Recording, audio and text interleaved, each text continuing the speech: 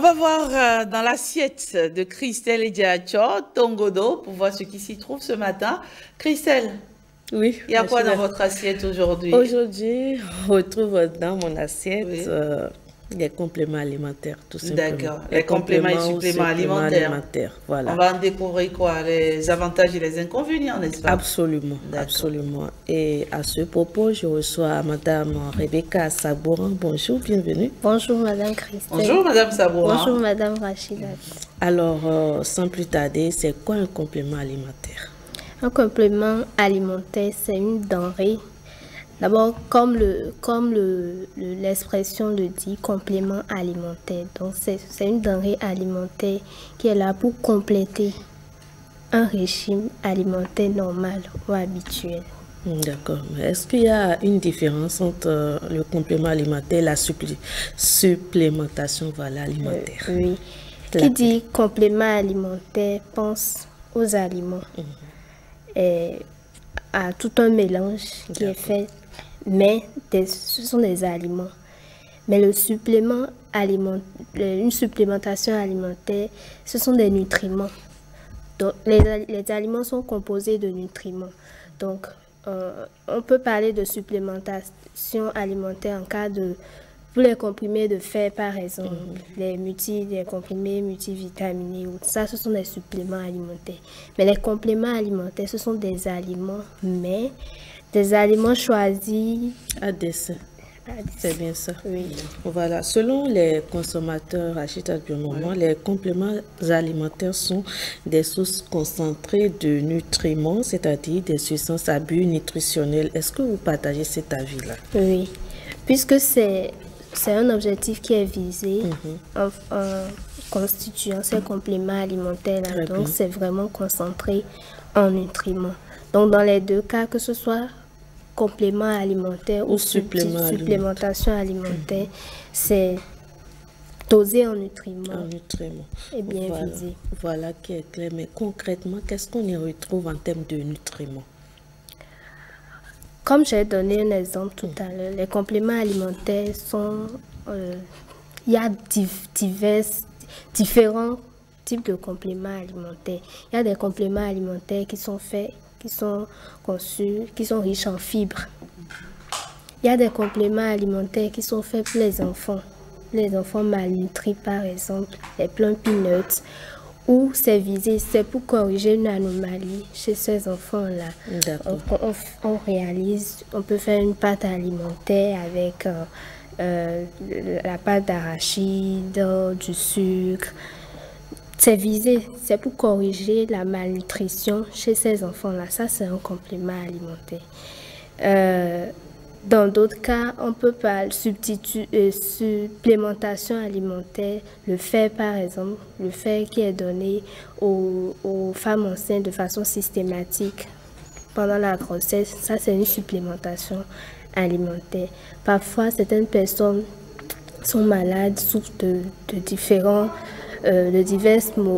maux et on le met sous multivitamines et autres. Ça, ce sont des suppléments alimentaires, donc ils sont là pour supplémenter l'alimentation.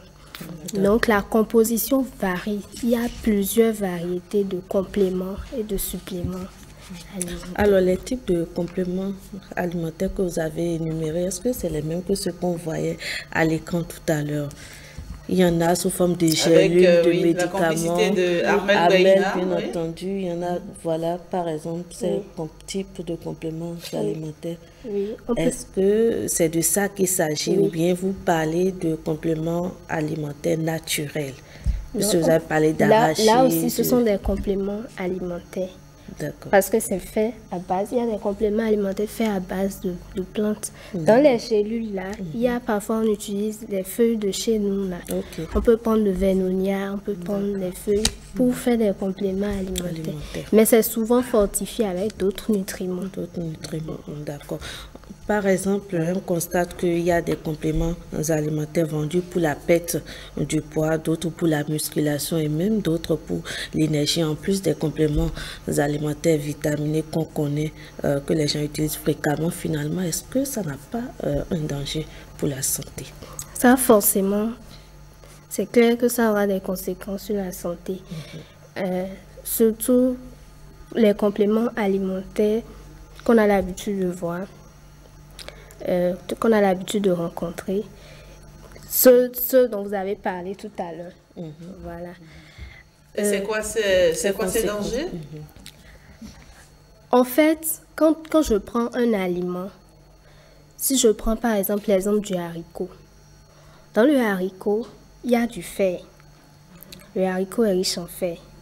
Mais dans ce même haricot, il y a d'autres substances qui inhibent, qui empêchent l'absorption du fer au niveau de l'organisme, qu'on appelle facteurs antinutritionnels. D'accord. Et c'est naturellement comme ça dans plusieurs aliments. Ou dans le même aliment où il y a un nutriment qui fait du bien, il y a un autre nutriment qui est là pour empêcher l'absorption de ce nutriment qui fait du bien. C'est pour permettre un équilibre au niveau de l'organisme. Tout à fait. Pour que cet aliment arrive au niveau de l'organisme, pour que ce nutriment qui veut faire du bien ne soit pas en excès. Parce que quand c'est en excès aussi, on a l'impression que les carences créent de dégâts. Mais l'excès crée également beaucoup de dégâts. Plus de dégâts. Donc dans les aliments, l'équilibre arrive à se maintenir plus facilement au niveau de l'organisme. Mais quand c'est les nutriments directement, cet équilibre-là est difficile. Parce que quand je prends une supplémentation en fer, par exemple, il n'y a pas un autre facteur antinutritionnel dans ce même supplément alimentaire, dans ce même complément alimentaire pour contrecarrer, pour empêcher un peu l'absorption du fer au niveau de l'organisme. Donc on peut rapidement avoir un excès de fer. Une carence en fer crée beaucoup de dégâts. Aujourd'hui, l'anémie. Mais un excès de fer peut entraîner le cancer. En dehors du fer qu'on y retrouve, il y a quand même d'autres nutriments. Est-ce que tous ces compléments ou suppléments alimentaires sont à proscrire d'emblée? J'aimerais encore aborder une conséquence de ces compléments alimentaires avant de répondre à la question. Les compléments alimentaires peuvent avoir aussi des conséquences au niveau du rein.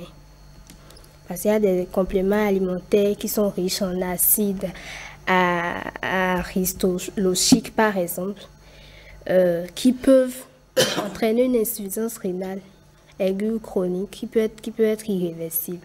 Donc, on rend malade nos reins sans nous en rendre compte, juste en prenant des compléments alimentaires, des suppléments alimentaires.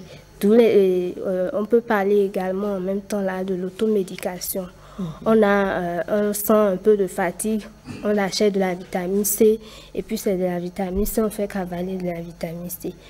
Une forte dose de vitamine C au niveau de l'organisme peut également entraîner une insuffisance rénale. D'accord. Donc, les compléments alimentaires,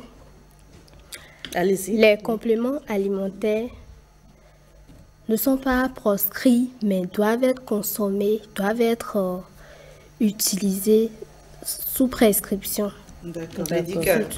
Médicale. Et de façon modérée. Et après l'observation d'une carence.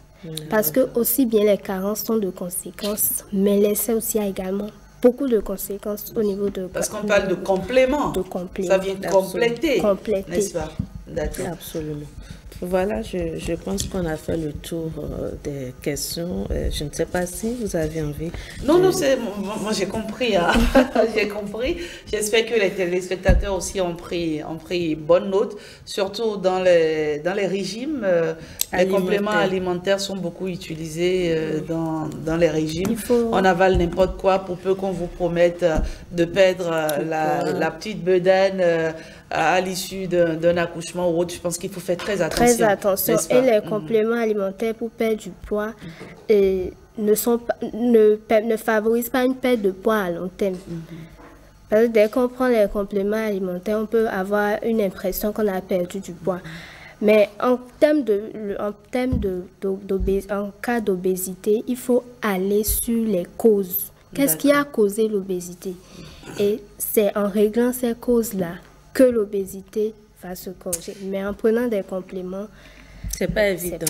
Et parfois, il y a comme un retour en force même des graisses qu'on pensait, de la graisse, pardon, qu'on pensait avoir perdu. Merci Rebecca Sagora. Merci d'être venue nous parler des compléments et suppléments alimentaires, avantages et inconvénients.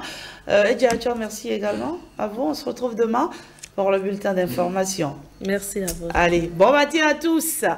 Et merci de nous suivre, merci d'être en direct devant vos petits écrans, de nous regarder, de suivre 5-7 matin.